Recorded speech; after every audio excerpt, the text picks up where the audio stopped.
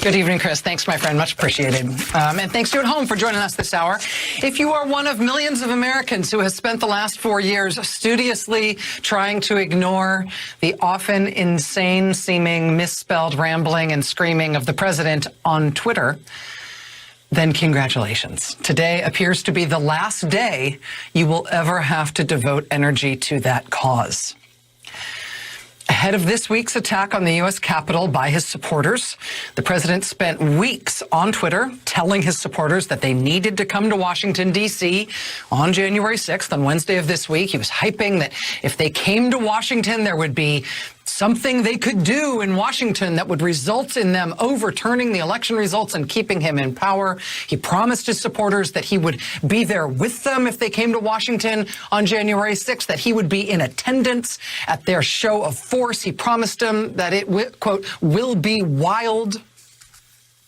Then when they arrived, the president told them, as they sort of mustered their forces that morning, that they must march on the Capitol that day. They shouldn't just rally where they were. They should march to the Capitol. They needed to show strength there. They needed to stop the stealing of the election from him by marching on the Capitol. He told them they better do it now, he said, or we will have no country left. And so the mob of his supporters stolen from him. Joe Biden didn't win the election. He won the election in a landslide. While the assault was underway, the president praising these great people who he loves, who are just standing up for their country. And when that happened, in the midst of the attack on the Capitol, Twitter responded by doing a brave thing. They suspended his ability to tweet for 12 whole hours. Ooh. Meanwhile, Facebook and Instagram suspended the president's accounts indefinitely. But Twitter, which is by far his favorite, they thought maybe, I guess, he would cool off. He'd have second thoughts, come back again after a little downtime and be more responsible. Instead, the president started tweeting statements through a staffer, a White House staffer, again claiming that the election was stolen from him, this fantasy conspiracy theory, this big lie that is the basis for his whole campaign of grievance now, that somehow the election didn't really happen. He didn't really lose to Biden. After he was knocked off Twitter for 12 hours, he sent those messages through a White House staffer's Twitter account instead while he was locked out of his own. Nevertheless, Twitter gave him back his account, and he started using it again. And I will remind you, I know it probably sounds weird to hear me talking this much about things the president tweeted, but I'll remind you, this is the last day we ever have to struggle with the responsibility of how best to ignore his tweets. After today, it's over. But I do actually think, in part because it's the last day, but specifically because of the way it ended, I think it's important, actually. I think it's definitely interesting, potentially important to look at the last thing that happened before this all came to an end. These are the last two posts that he made on Twitter before that company decided to take down his whole account, get rid of all of his tweets, and ban him from the platform entirely, permanently. So these are the last two. First one said this. It said, quote, the 75 million great American patriots who voted for me, America first and make America great again, will have a giant voice long into the future. They will not be disrespected or treated unfairly in any way, shape, or form. He tweeted that. And then right after that, he tweeted this. To all of those who have asked, I will not be going to the inauguration on January 20th. Now, I think this is interesting. Look at how the company, Twitter, explains tonight why those two last tweets were enough to finally trigger a lifetime ban on this platform for President Trump. This is actually fascinating to me. Here's what they say. After close review of recent tweets from the @RealDonaldTrump account and the context around them, specifically how they're being received and interpreted on and off Twitter, we have permanently suspended the account due to the risk of further incitement of violence. These two tweets must be read in the context of broader events in the country and the ways in which the president's statements can be mobilized by different audiences, including to incite violence, as well as in the context of the pattern of behavior from this account in recent weeks. We assessed these two tweets under our glorification of violence policy, which aims to prevent the glorification of violence that could inspire others to replicate violent acts. And we determined that these tweets were highly likely to encourage and inspire people to replicate the criminal acts that took place at the U.S. Capitol on January 6th. This determination is based on a number of factors, including President Trump's statement that he will not be attending the inauguration. That is being received by a number of his supporters as further confirmation that the election was not legitimate and is seen as him disavowing his previous claim that there would be an orderly transition on January 20th. The president's second tweet may also serve as encouragement to those potentially considering violent acts that the inauguration would be a safe target, as he will not be attending. Now, on that point, I have to say I had not been thinking about it in those terms at all. Maybe I'm not wired that way. But it's true, right? There's the president simultaneously stoking more of the grievance, potentially more of the violence from the same army of supporters who just attacked the Capitol. And then in a linked message, he reassures them that he's not going to be at the inauguration, just in case they want to, make themselves known there. So a little bit more here. Look, again, this is Twitter explaining why the president is permanently banned from that platform forever now, spelling out why his final two tweets were determined by the company to violate their glorification of violence policy.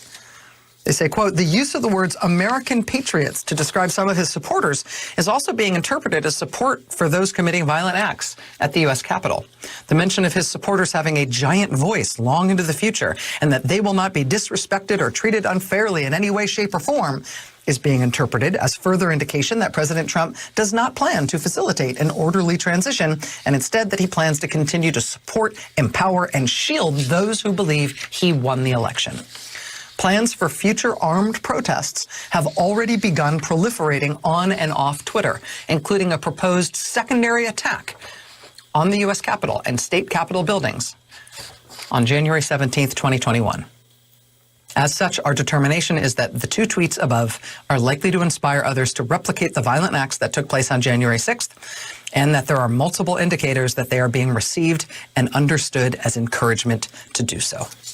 And thus, Twitter has permanently banned Donald Trump from that platform. Samson got his hair cut at long last.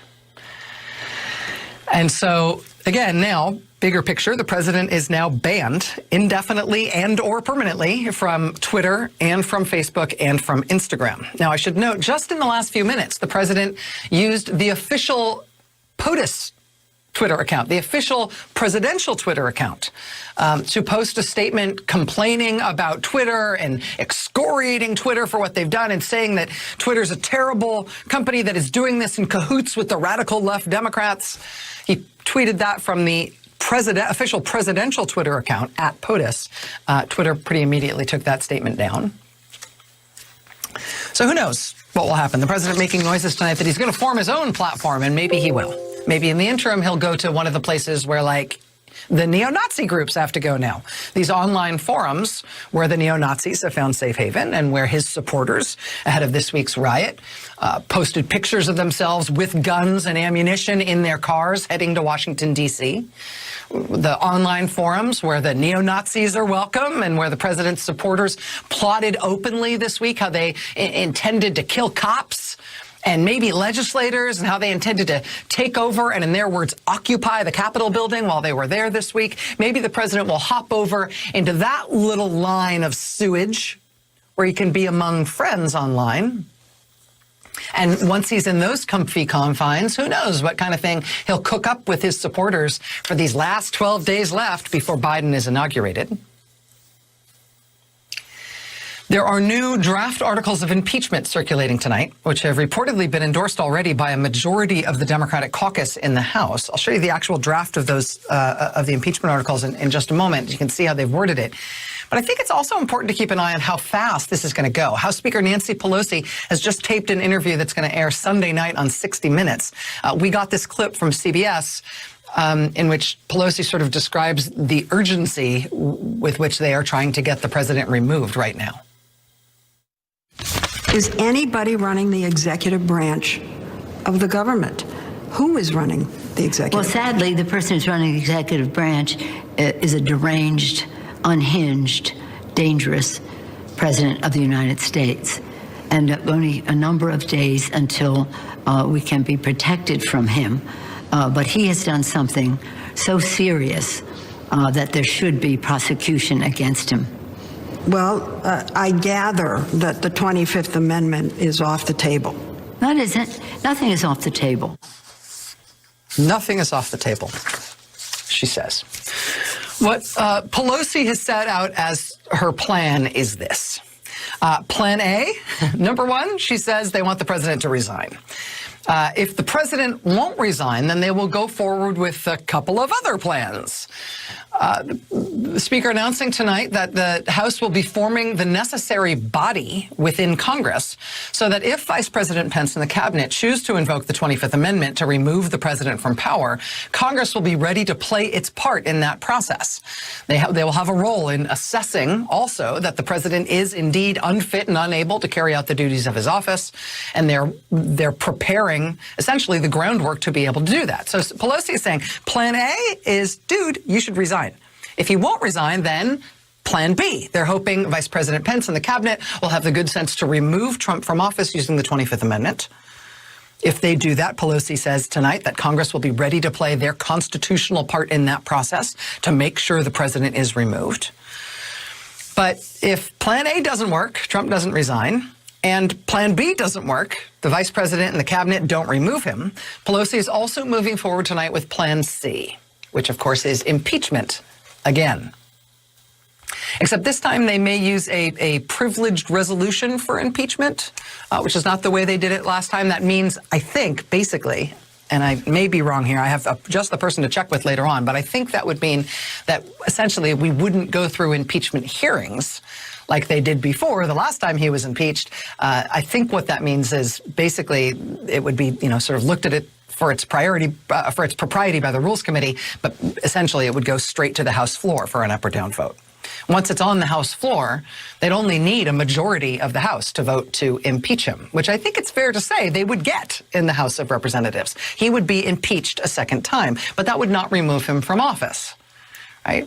If he was impeached in the House, the president would then get a trial in the Senate. Mitch McConnell sort of has the option to do it with dispatch, to do it quickly, if he really does think the president is a danger and needs to be repudiated for what he just did and removed to save the country from additional threats from him. Or Mitch McConnell could slow it down and stretch it out and try to stop the process. Just since I have been on the air, just in the past couple of minutes, the Washington Post has obtained a memo that Mitch McConnell is circulating among Republican senators saying that if the House did impeach President Trump, he would not have the Senate start working on the trial of President Trump until January 19th, the day before Biden is sworn in as president. It would take, of course, a 2/3 vote of the Senate to convict the president. And I will just note one nuance here. It takes a 2/3 vote of the Senate to convict the president. Assume all the Democrats and the independents who caucus for the Democrats would all vote to convict the president, just like they did in the first impeachment. They, of course, that doesn't get them to 2/3, right? If the full Senate was sitting and voting on this thing, if all 100 of them were there, they'd need like 18 Republican senators to also vote with all the Democrats to convict President Trump and remove him from office. It's more likely than it was the first time they impeached him, but it's still not likely. The other way you could get a 2/3 vote of the Senate, I'm just saying, is if 20 or so Republican senators decided that they would just stay away from Washington and not show up for the vote. You need a 2/3 vote of all the Senate, of all of the senators in the room to convict a president in an impeachment trial. But nobody says how many senators have to be in the room. If like 20-ish Republican senators just stayed away, just didn't show up for the vote, they could come up with a 2/3 majority of the Senate for the conviction, for the vote to remove the president. By hook or by crook, if they convicted him in the Senate, what would then happen, or what they'd have the option to do, is immediately after voting to convict him and remove him from office, they could then immediately take a follow-on vote as to whether or not Donald Trump should be banned for life from ever serving again in federal office. Now, they don't need a 2/3 vote for that. That would only need a majority vote in the Senate to pass. I think that would likely pass. But Plan A, resignation. Plan B, removal by the 25th Amendment. Plan C, impeachment, and all of the different things that entails. All live issues now, all on the table. The draft articles of impeachment against the president, I should say the draft article of impeachment that's circulating tonight in the House is fairly simple, to be honest. It's a single article of impeachment. It's short. I'm going to read you most of the important part of it here in just a second. I have to tell you, personally, I think it could be even shorter and even simpler, and that would probably benefit them in this process.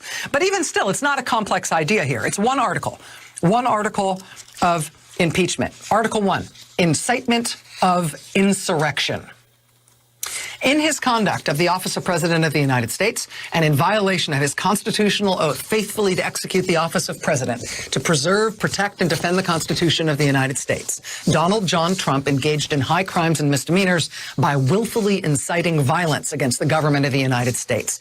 On January 6, 2021, pursuant to the 12th Amendment of the U.S. Constitution, the Vice President, the House of Representatives, and the Senate met at the U.S. Capitol for a joint session of Congress to count the votes of the Electoral College. Shortly before the joint session commenced, President Trump addressed a crowd of his political supporters nearby. There, he reiterated false claims that, quote, "we won this election and we won it by a landslide."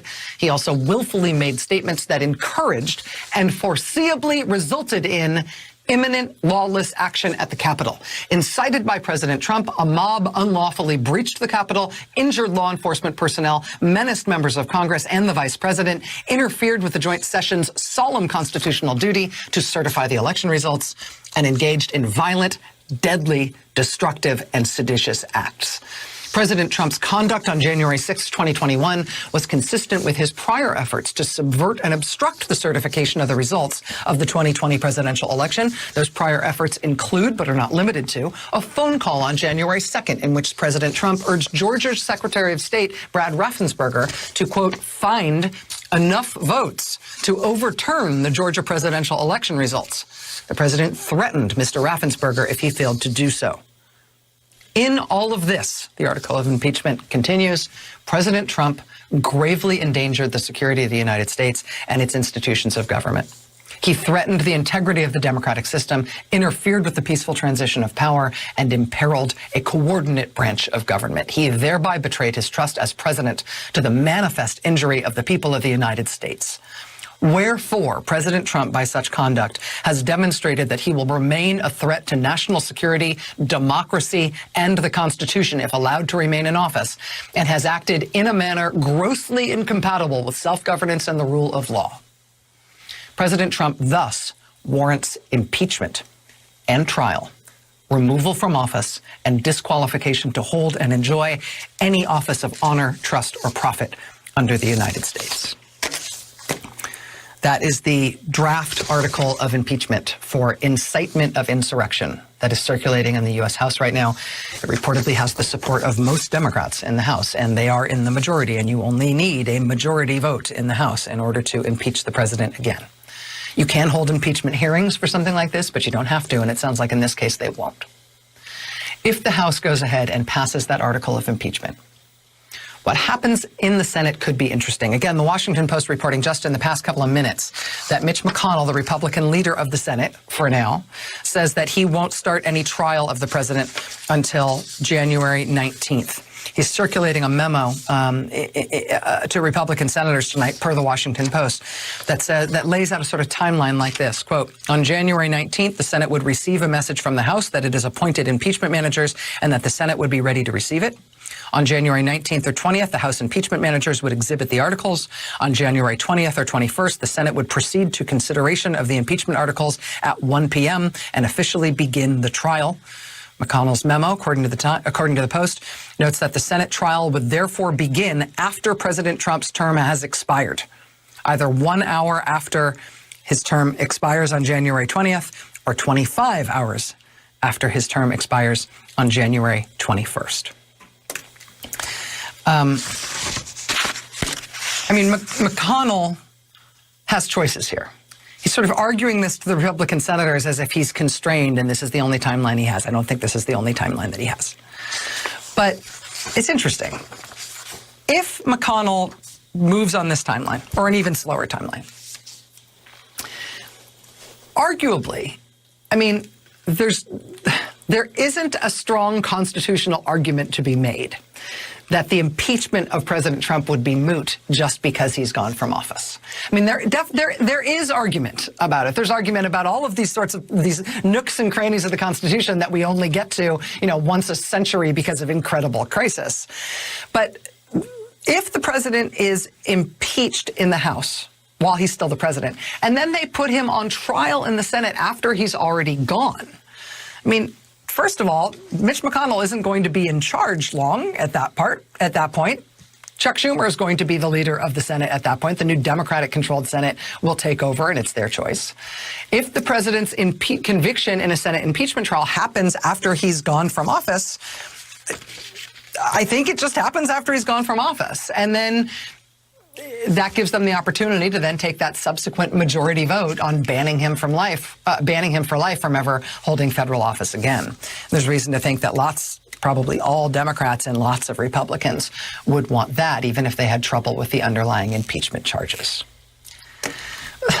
But again, you can probably see it in my face, right? We're at the outer limits of what the Constitution ever contemplates in terms of a toxic and dangerous threat to the country inside the White House.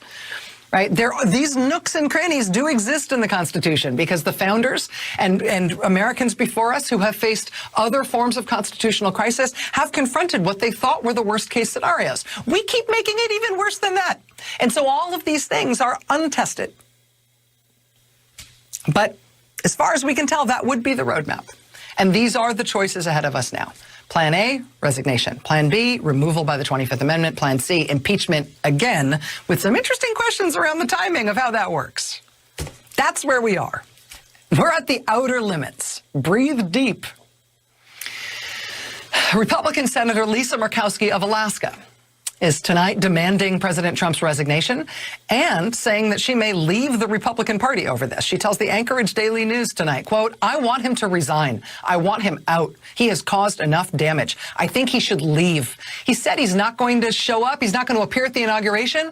He hasn't been focused on what's going on with COVID. He's either been golfing or he's been inside the Oval Office fuming and throwing every single person who's been loyal and faithful to him under the bus, starting with the vice president. He doesn't want to stay there. He only wants to stay there for the title. He only wants to stay there for his ego. He needs to get out.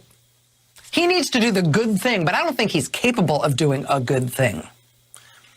Again, this is Republican U.S. Senator Lisa Murkowski, and she is blaming the president directly and bluntly for the attack on the Capitol on Wednesday, saying, quote, "Even after his vice president told him that morning, I don't have the constitutional authority to do what you've asked me to do. I cannot do it. I have to protect and uphold the Constitution." Even after Vice President Pence told President Trump that, Trump still told his supporters to fight, she says. How are they supposed to take that? It's an order from the president. And so that's what they did.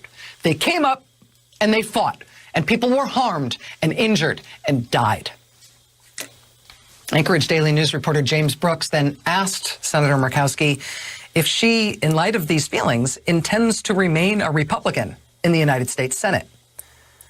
She said this in response, quote, "I will tell you, if the Republican Party has become nothing more than the party of Trump, I sincerely question whether this is the party for me." Needless to say, if Senator Lisa Murkowski becomes a Democrat, or more likely an independent who agrees to caucus with the Democrats, that would take the Senate out of a 50-50 tie and put it all the more firmly in Democratic control. And, 50-50 with a Democratic tiebreaker versus 51-49 with no need for a tiebreaker may sound like a minor difference. It's kind of a big difference in terms of what the Senate's able to do. And it sounds like she's right on the precipice of doing it, depending, apparently, on whether the president picks Plan A, resign, or the vice president and the cabinet pick Plan B, removal by the 25th Amendment, or the Congress picks Plan C, which is impeachment, removal, lifetime ban on ever holding office again. Those are our three off-ramps from this nightmare at this point. That's how the Trump presidency is ending. We're going to talk tonight with a House Democrat who will be key to the impeachment proceedings in just a moment. We're also going to talk tonight with a legendary Pulitzer Prize-winning reporter whose sources eerily told him before the election, basically, that this is what would happen with the president after the election. He's now doing further reporting on how people around the president are essentially trying to neutralize the threat from him. You will want to hear this interview.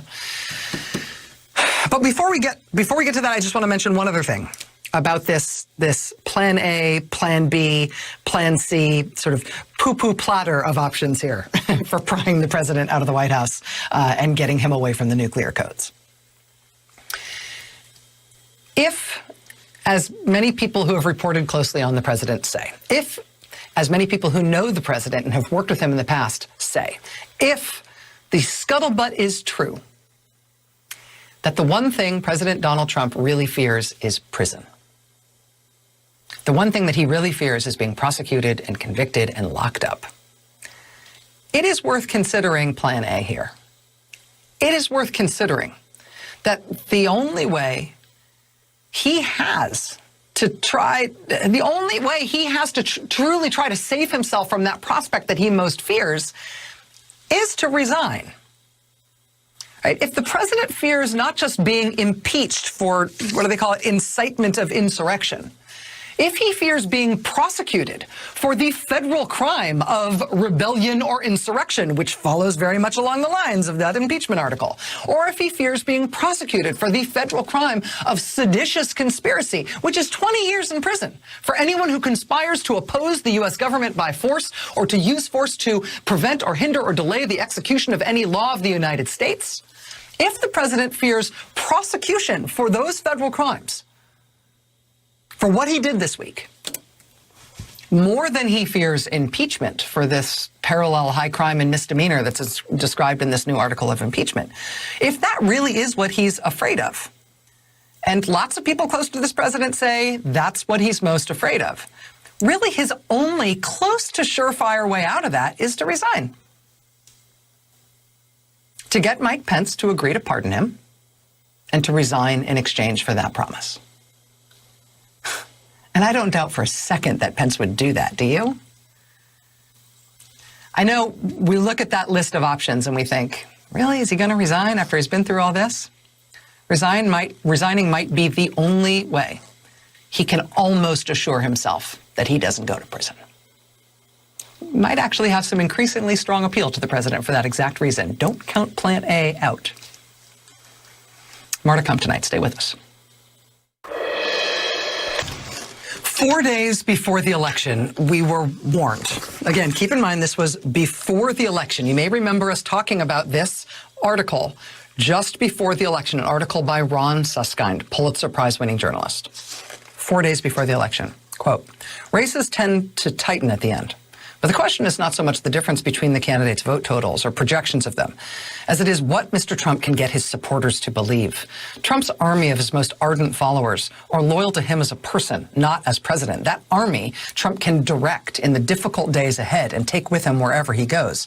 He may activate it. He may bargain with it, depending on how the electoral chips fall. It's his insurance policy. No matter how the votes split, there's an expectation among officials that Trump will claim some kind of victory on November 4th, even if it's a victory he claims was hijacked by fraud. This could come in conjunction with statements supported by carefully chosen, quote, facts that the election was rigged, as he's long been warning. If the streets then fill with outraged people, he can easily summon or prompt or encourage troublemakers among his loyalists to turn a peaceful crowd into a sea of mayhem. They might improvise on their own in sparking violence, presuming it pleases their leader. 4 days before the election. That chilling reporting published in the New York Times October 30th by Pulitzer Prize-winning investigative journalist Ron Suskind. It was based on reporting with 24 government officials and staffers, including senior people who were still serving in the Trump administration at that time. And it is harrowing to go back and read that, like, intensely prophetic reporting after what we've been through this week with the attack on the Capitol. Suskind and his sources were right not just about the ginned-up fraud claims, but about the violence the president would stoke, too. This president still has 12 days in office. Does he seem well to you at this point? Think these last 12 days will be peaceful and no more damage done? After his explosive reporting forewarning the events that have now come to pass this week, Ron Suskind has been doing new reporting now on what can be done in its aftermath, what paths are available to try to limit the danger of what comes next. Joining us now is Ron Suskind, deeply sourced Pulitzer Prize-winning investigative journalist. Mr. Suskind, it's a real honor to have you here tonight. Thanks very much for taking time. Sure, Rachel. So it is unnerving to go back and read that piece from October again today because of how the worst case scenarios there were so spot on. What has your continued reporting indicated to you in terms of options now, given what happened on Wednesday? Well, we saw the Army. Interestingly, I talked to a White House official close to Trump, as close as they get. I said, how big is that Army, would you say? Folks who are sympathetic to or equally ready to activate among the wide base of Trump supporters. And the estimates are somewhere in the vicinity of 20% of Trump voters are either sympathetic or ready to be activated in some way. Well, that comes to about 15 million people. The fear has always been that Donald Trump would do precisely what he did once he had corrupted the legislative and legal processes of the United States in these last 2 months. He would come to the end of that string and he would pull the trigger, which is what he did on Wednesday. Now we're in this next stage that many senior officials feared the most, in which he has essentially done a forced demonstration, someone at the Pentagon said yesterday.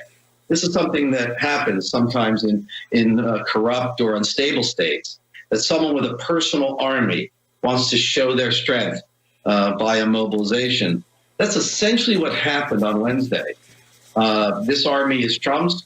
He activated them, and he may well again in the next 12 days. That's what people are fearing deeply now, and why there is enormous fervor to try to figure out a way to get the president off the stage, and in a way create almost a captive quality. Somebody used the Napoleon to Elba idea, get him on an island. Twitter and others taking away his tools for signaling. It's going to be difficult, though, as long as he's the president. He's got the force of this army personally committed to him, as well as the Article II powers of the presidency in a left and right hand where he can work them against one another. That's a uniquely dangerous situation for the United States in its history. And Ron, how does that, particularly because you're talking to White House officials, people who are close to the president, how does that jibe with what we're able to see from the outside, the sense of urgency being driven by Democrats in Congress to try to, to call for the president's resignation, to call for the use of the 25th Amendment, to start impeachment proceedings, to talk about removal, to talk about a federal ban from office? Those things that we can see in motion, or at least being contemplated from the outside, are there other avenues or anything else happening on the inside to either make any of those things happen or to pursue some other way of, as you say, sort of neutralizing or isolating the president? Well, there's a great deal of focus, Rachel, on the ban from office, actually. Several of them have talked about the fact that if Donald Trump can claim and maybe present himself strongly as a viable candidate for 2024 and walk out of office intact with that status, he will have enormous power and latitude over the coming years in the United States, again, with this enormous, largely red America army that is his, as well as his global reach. Someone in the intelligence community I've been talking to for, a great deal of time, talked about their fears of Donald Trump outside of the White House in the days after he leaves. He could be granted any sort of support by foreign governments, including money, financial support. He could have deals that he cuts in which foreign powers support him in what will be his next run. That's why people are saying if there's a way he can be banned for life in this period by all the mechanisms that you laid out rather beautifully a few minutes ago.